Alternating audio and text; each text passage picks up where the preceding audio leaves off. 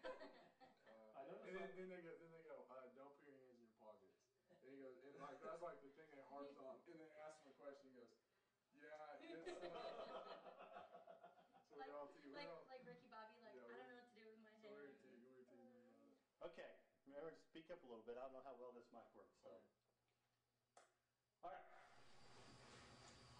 Thank you for allowing me to ask a few questions for the folks at home. You four are sort of a novelty. Here we have 4 Oklahoma State students, 2 pairs of classmates, all attending OSU at the same time and doing some pretty special and remarkable things. Even if they were just individual accomplishments, they would be great. Yet you are in this unique situation of all being from the same small town and 2 recent Tuttle graduating classes. We will discuss this in a few minutes, but I must first ask the hardest of questions that is directed to all 4 of you. Recently, tragedy struck for the second time in little more than a decade that affected the entire OSU family. Taking you back to Friday morning, learning of the plane crash that took the lives of 4 pillars of the community and OSU family, including 2 women's basketball coaches, Kurt Budke and Miranda Serta. Can you describe your feelings for me? Flashing back, I can remember sitting in the hotel room, waking up to go to a pregame breakfast because we were playing Iowa State that morning, and typical college guy, I got on my phone and checked my Twitter, my Facebook, and I saw everyone that was on my friends list and followers from Oklahoma State were posting thoughts and prayers with OSU, and I didn't know what was going on. And whenever I walk down to breakfast, we always have ESPN playing while we eat breakfast, and on the news it was all over it, and the plane crash and the tragedy the night before. The guys were talking about it, and Coach Gundy addressed us, and it's just a very sombering thing, and it kind of brings you to reality that nothing in this life is promised, and every day is a gift from up above, and it's just it's so sad that it happens to a community twice in less than 11 years. But at the same time, it makes me so proud to be a part of Oklahoma State, the way we've responded as a family. I think coming from an aviation standpoint, you can understand a little bit more.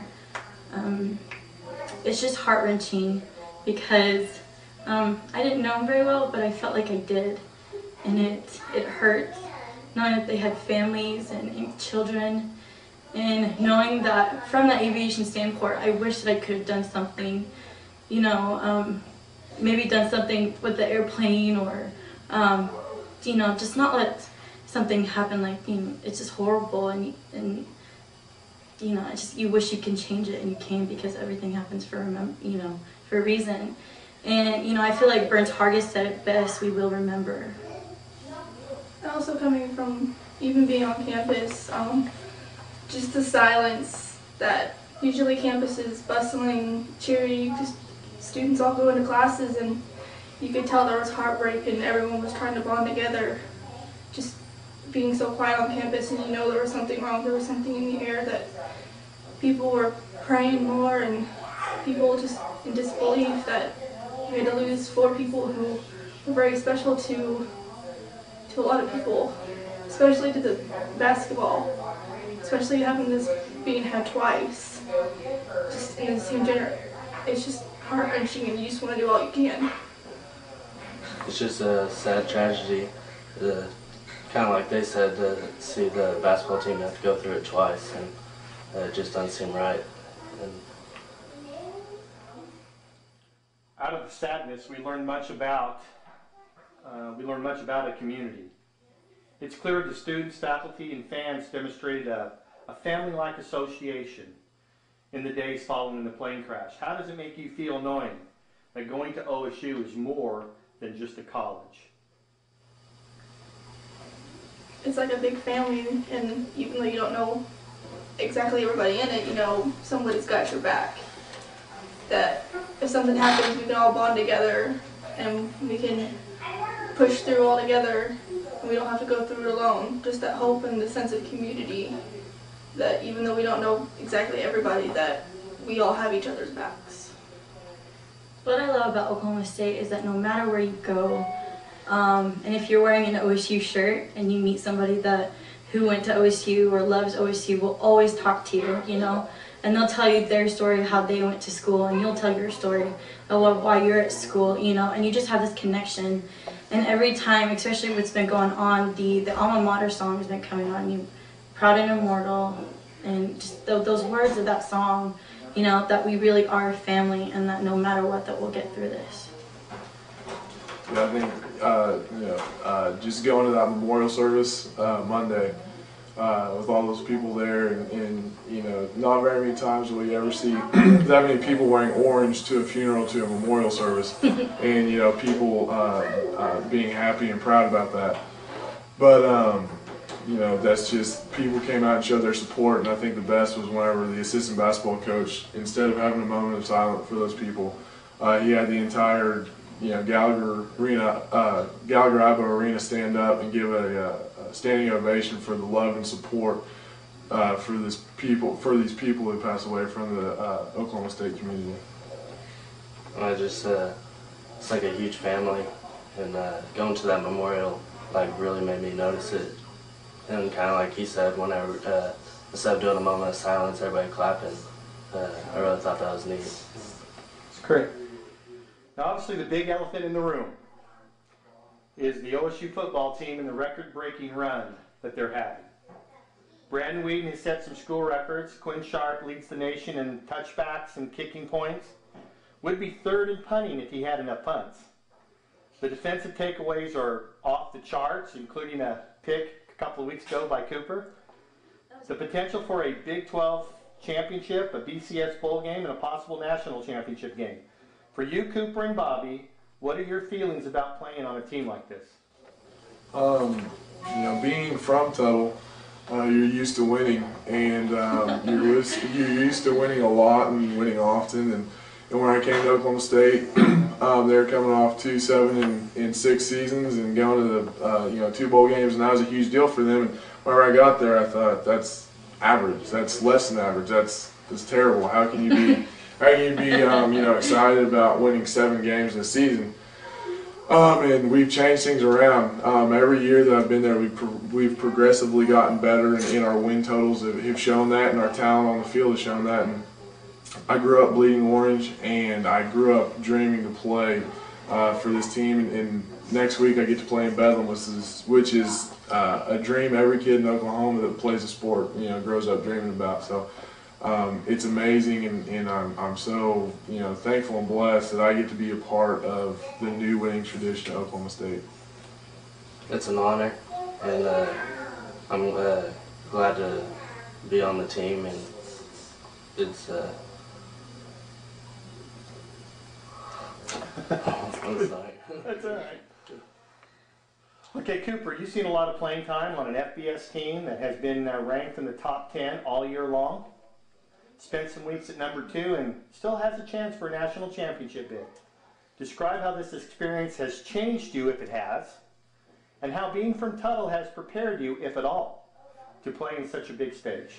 Like I said before, I think that, you know, playing for Coach Coons and for the Tuttle Tigers, you know, a winning tradition, a winning program is, you know, it definitely gave me the blueprint for success. It made me, you know, it made it easier for me to wake up every morning and do the workouts and watch all the film and practice hard.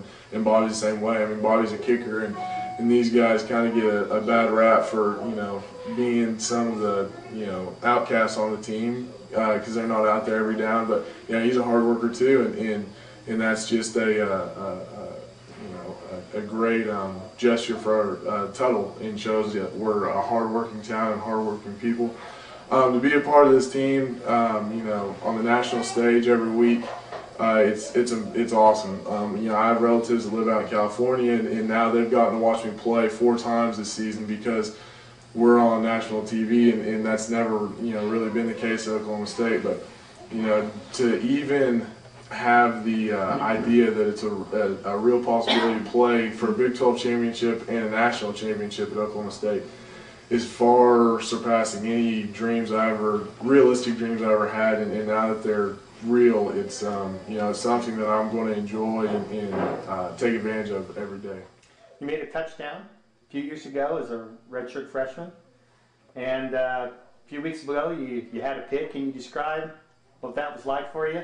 The touchdown at Baylor my freshman year was pretty awesome. Playing tight end, and I didn't play. I played in every game, but I didn't play a lot in every game my freshman year. And to get that touchdown, it was something that I knew would happen eventually in my career, but I just didn't know when. And to get that first one was awesome. And everyone, just to have that in my back pocket, that memory was going to last me forever. And then to switch and go on defense, I as a defensive lineman, I honestly never really believed I would have gotten an interception. And, for some reason, God had me in the right spot at the right time, and let me make a big play, and it was pretty neat, and I wouldn't say it was as thrilling as a touchdown, because to me, scoring a touchdown was amazing, but getting that pick was pretty awesome. Bobby, you redshirted last year and have been able to learn from a recent Lou Grosso Award winner, Dan Bailey, who is tearing it up in the NFL for Dallas, as well as this year's kicker, Quinn Sharp, who we mentioned is arguably the best all-around kicker in college football and the Ray Guy Award winner. Can you describe how it feels to be in such company and how you feel like that's helped you be a better kicker? I've always had to compete with them, and they're both great kickers and stuff, and they've always taught me different techniques and stuff to get better.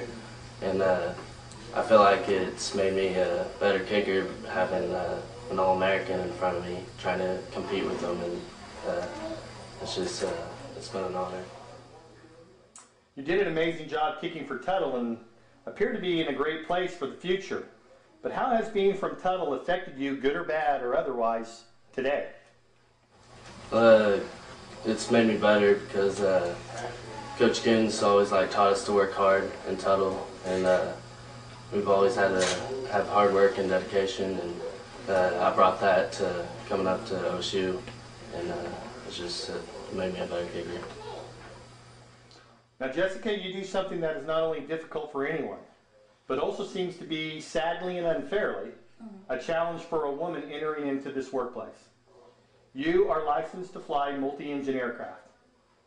You also work for the university as the chief dispatcher and are responsible for over $1 million of OSU's flying assets. And soon it will be over $3 million in assets. Tell us how you feel about that and the reaction you get when people know what you do. From a very young age, I've wanted to fly airplanes. My grandpa was actually an aviator at Oklahoma State, and I was always told stories about flying and how wonderful it is, and then just grew to love it even more. And the moment that I came up to Oklahoma State and stepped into an airplane, I can't go back. The feeling that you get taking off and just flying around over the university, it's beautiful. And it's something, especially being a female in the aviation place, you always get that everyone messes with you kind of mentality, I guess. So I just have to step up, but not really. I just wrote it in their faces that I'm better than them. So I kind of got, my head got a little bit bigger. Don't know if it'll fit in the airplane, but it's just something that I think, God, every day that I can do. You were also the first president of the Women in Aviation at Oklahoma State for 3 years, beginning as a freshman, which allowed you to travel and meet some great people. You also came from a small town. Can you describe how a small town girl gets to do such things, and how has being from Tuttle helped you, if at all?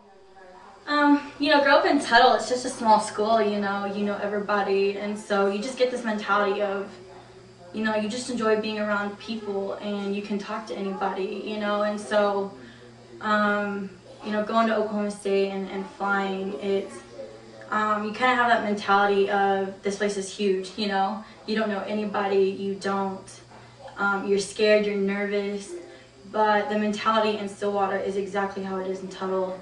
You know, everybody's so welcoming. Everybody just loves to talk to you and just get to know you. And that aspect with aviation, it's basically how I grew up in Tuttle. It's who I am and what I've brought to the aviation program. You know, with this, I've had big dreams. You know, eventually I want to go on fly for Southwest or fly for FedEx. You know, bigger the airplane, the faster it goes, the better. You know, I want to go internationally. I want to fly to France, and I want to fly to Hawaii, and you know, but getting to where I want to go in the future, it all started from the past, and it started from Tuttle. You know. Now, Jennifer, you are on the Oklahoma State drumline, which is nationally respected. In your first year, you competed against 106 students and made it into the elite group of about 28. This year, the tryouts included over 120 students, and the school took 34. Can you describe that process and your feelings about being in this group? Well, first off, it's very nerve-wracking because, I mean, coming from a small school, I mean, you're such a bonded community, but I was always the band nerd, the one that kind of stood out, one that was always too crazy at football games.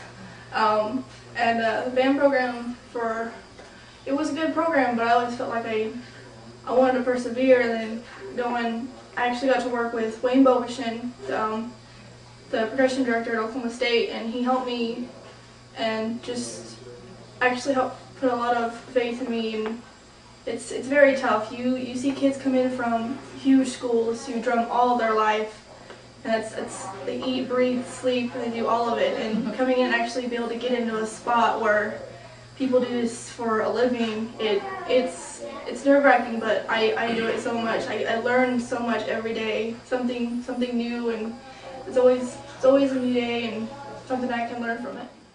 A week or so ago, the drumline returned from Indianapolis and PASIC, which is the Percussive Arts Society International Convention, where the OSU drumline was one of only 3 college drumlines invited to perform. Obviously, the honor was huge. Can you describe that experience and describe how a small-town girl from a small-town high school band in Tuttle prepared you for such a big-time drumline? Nothing can really prepare you. It's just going to something that huge, something that's been there for so long, and people take this drumming to heart, and actually be able to go and show people that we're one of the top 3, is that we work 7 days, 6 days a week on our music, performing, memorizing. It's hard to describe that feeling of excitement, nervousness, just be able to play in front of so many people who've been drumming all their life, and it's exciting, and be able to meet a whole bunch of people who know all about it. It's just awesome. Now we're going to turn the tables a bit. Now you get to talk about each other. Jessica, we know you're proud of Cooper. Can you describe your feelings about his accomplishments, knowing he's been a friend for many years and a classmate? You know, before you went to OSU, you were going to go to K-State, right? Mm-hmm. And that purple's ugly, you know what I mean? And so, you know, going to the school, you're like, oh, that's cool, you know, no big deal. But then when you signed with Oklahoma State, it's, you know, it was exciting because I was going to go there and you were going to go there. And, you know, we grew up together, but we weren't really, you know, close. But it's really exciting when you're at the games and they call out your name, and I'm screaming, I'm like, Cooper! You're like, and I'm like, guys, I know him, you know? And they're like, who, Cooper? I'm like, yeah, Cooper, you know? And they're like, how do you know? I'm like, dude, we grew up together, you know? And so it's just like, people are looking at me like I'm crazy, you know, whatever. And then I had one person be like, oh, dude, I know Cooper Bassett. And, so it's just really, it's exciting to, you know, cheer you on, you know, because I'm like one of like the 60,000 people in the stadium, and you're one of like the, you know, 30 on the field. And so even though I scream for you, I'm pretty sure you can't hear me. You're the one in the orange. Yeah, exactly. I'm doing this, Yep. you know what I mean? So. All right, Cooper, you've expressed before what you think about Jessica's flying accomplishments, and I think you even promised to be a passenger at some future time. Can you describe your feelings about seeing your classmate do something special? Well, I think it's awesome. You know, just like she said, you know, it wasn't like we were, you know, besties growing up. But, you know, growing up in a small town like Tuttle, you can't help but form relationships with everyone in, you know, your class. And then, you know, that's something that's neat. Not everyone gets to experience. So, there wasn't very many people in our class that go to Oklahoma State, so we're in a select group. Like one of 3. And even the crazier part about that is both our degree programs are in the same college. So every now and then I'll see Jessica walking in Willard Hall and give her a hug and ask her how everything's going. But something about me is until I got to Oklahoma State and traveled with the team, I'd never been on a plane before. And I'm sitting next to a friend who flies airplanes. So I remember when she asked me or told me how she needed to take me up in a plane my freshman year. I'd still never been on a plane, so I wasn't too sure about it. But now that I've been on I'm pretty comfortable with the plane, and I tease Jessica, but I know she's an amazing pilot, and I would have no problem placing my life in her hands if I go up in her plane. I don't know if that's a good call or not. But in hearing her accolades of being a female pilot, it's something that is awesome, and I hope she's very proud of, because she's earned it. She worked hard for it, so I'm proud of her too. Now, Jennifer, you obviously know Bobby. Making the OSU football team as a kicker, which is becoming, the university is becoming known as Kicking You. Seeing him make the team with such an elite group of guys, can you describe your feelings about your classmate Bobby? It's just kind of like Jesse said. He used to go on the field, and I'm like, I know him. I graduated with him. I went to school with him, and people are like, no. I'm like, yes, we just. But because the program is really amazing, I'm really happy that he gets to go to something that will get his career in football, hopefully the way Dan Bailey did, kicking for the Cowboys. Going in NFL then? What? Especially coming from a small town and then going to a university where the program is pretty high up, stakes up there. It's just, it's awesome. And knowing that I get to know someone in there and I can point out to him and tell all my friends and say that he's a kicker, and I'm proud to be one of his loyal fans. Now, Bobby, I don't know how much you're aware of Jennifer, but knowing now that she had to work so hard to make it into such an elite and nationally respected drumline, such as the OSU drumline, can you tell us how you feel about your classmate doing so well? It's really awesome. I know that the drumline's really good here, and come from a small town and being able to make it here, it's a pretty good deal. And then coming out at halftime and warming up and seeing someone out there that you know from your hometown is pretty exciting. Great. Now, the last question is for all of you. We mentioned you are all from the small town of Tuttle, conservative values and very family oriented.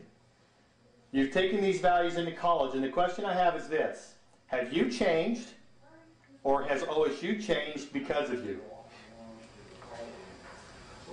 I think that being from such a small town, I wouldn't say that I've changed, but I do think that my eyes have been open. A lot of people, a lot of guys on my team are from big, huge cities, and you get teased for being from a town that has, 2 stoplights. And, you get teased about graduating with 112 people, but you get teased about stuff like that because they say that you're sheltered and you're hidden from everything.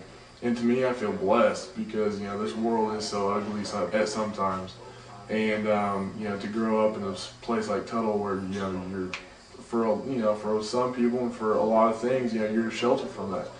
And I'm glad and I'm proud to say that I'm from a place like that where I can go down to Walker's gas station and good chance that someone in there I know, and I can talk to them, and I can go down to high school and all the teachers remember me, and I can go in my mom's Farm Bureau Insurance office in downtown Tuttle, and I can talk to all of her co-workers and anyone in there working on some insurance claims or whatever. I can say hey to them and come back and with these guys and know who they are. So I will say that OSU has opened my eyes, and hopefully I've changed them. If nothing else, people that come to the games know that there's a Tuttle, Oklahoma.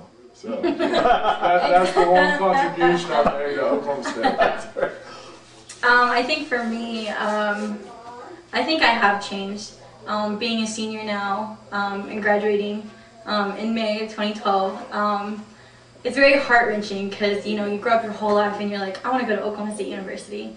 You know, you dream about it forever, and now that it's coming to a close for me, it's so heart-wrenching, you know, because I love Stillwater and I love Oklahoma State, and I feel like Oklahoma State has changed me, and has changed me for the better. You know, I can't imagine going to that other school, you know what I mean? Gross. But, ugh. But, you know, I feel like I changed because of OSU, and not for the bad, but for the better, and knowing that there are thousands and thousands of alumni all over the country, you know, and that I'm part of that story.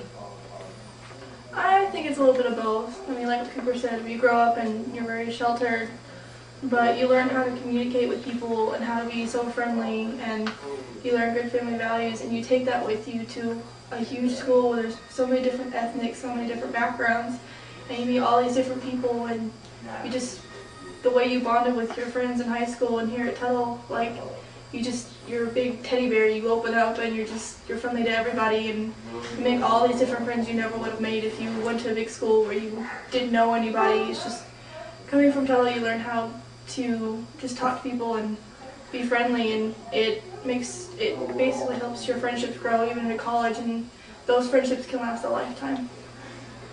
I think it's changed me. Tuttle's, like, from Tuttle being so small and going to OSU and it being so big, and like she said, teach you how to be more friendly and stuff, and because you know everybody in Tuttle, and then you come here and there's so many people here.